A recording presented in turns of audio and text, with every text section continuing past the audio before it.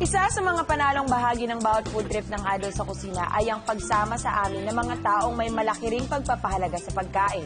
Isa sa kanila ang food writer and historian na si Sir Ige Ramos na nakilala namin nang bisitahin namin ang adoptive hometown ni Chef, ang Cavite.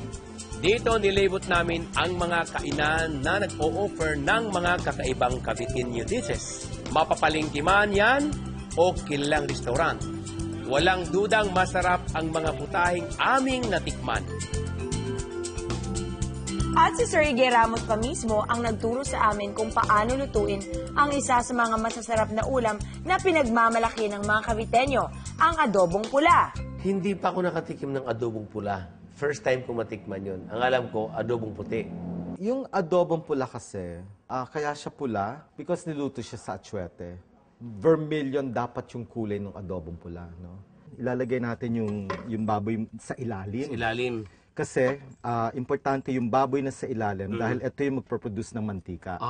So lagay na natin yung ano, no? Okay, so ilagay na natin ganyan. Yan. Tapos timplahan na natin ng patis.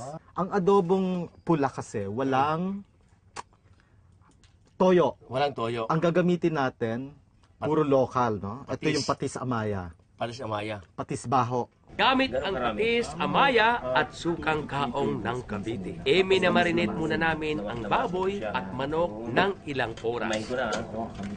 By the way, yung suka natin is kaong. Kaong. Oo. Para talagang dito lang talaga. Native na native. Within the community lang natin kinukuha lahat ng ingredients.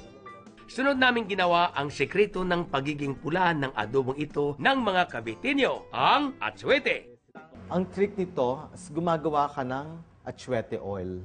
So, niluluto mo yung atsuete, piniprito mo ng mabilis na mabilis. Dito mo isi-sear yung mga sahog, no?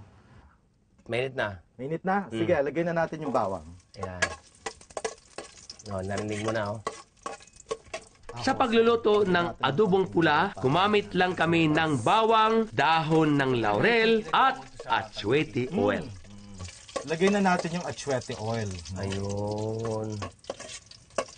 Tapos, patong na natin yung mga baboy. No? Pagkatapos ay idinagdag na namin ang marinate na baboy at manok at pamintang buo. Kasi ito yung fatty. Yung patty, oo. Alam mo yung masarap dyan, yung lumalabas yung fat ng pork? Oo. Tama ka dyan, oo. Tapos halo na lang natin yung the rest, pamintang buo. Yan. Kasi isi-simmer natin, ibe-brace pala, Brace natin. Brace. How many minutes? Mga 30 minutes. 30 minutes luto na. Oo.